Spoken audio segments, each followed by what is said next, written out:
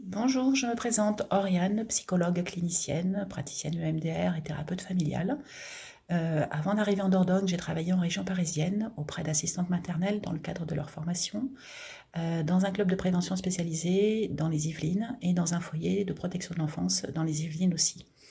En juillet 2010, j'ai été embauchée dans un hôpital local de la Dordogne et le 16 septembre au matin 2021, je me suis vue remettre par la directrice générale ma lettre de suspension du fait que je n'avais pas un schéma vaccinal débuté au complet. J'ai une pensée particulière pour les patients et les familles que j'ai laissées du fait de mon choix.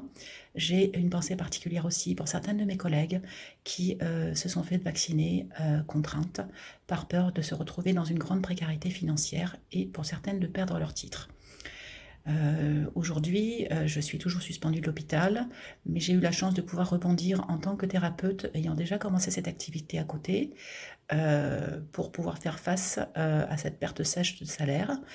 Aujourd'hui, cela reste compliqué car je n'ai toujours pas retrouvé mon niveau de revenu d'avant la suspension, mais je fais face et me débrouille comme je peux. J'ai 2 enfants à charge et je me dois d'assurer leur quotidien.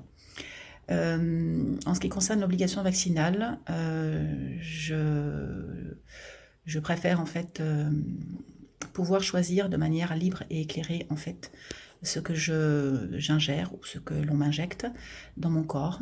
Par rapport à ces vaccins, ce qui me fait douter, c'est qu'ils sont toujours en phase d'expérimentation du fait qu'ils ont cet AMM conditionnel.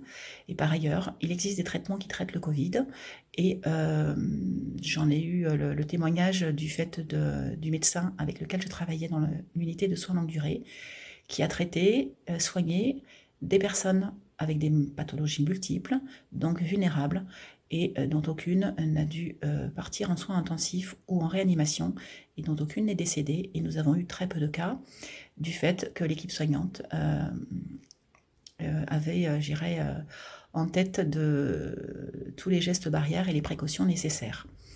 En mars 2020, les soignants ont été applaudis, peu de temps après le début du confinement, du fait qu'ils étaient exposés à ce virus dont on ne savait pas grand-chose.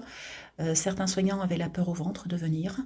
Nous n'avions pas forcément de matériel adéquat au départ.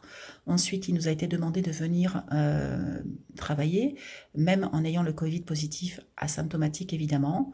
Et puis, le 15 septembre 2021, les soignants qui ont refusé de se soumettre à l'obligation vaccinale se sont vus refuser de continuer à travailler, alors même que rien n'avait changé depuis mars 2020 dans leur prise en charge et leur quotidien.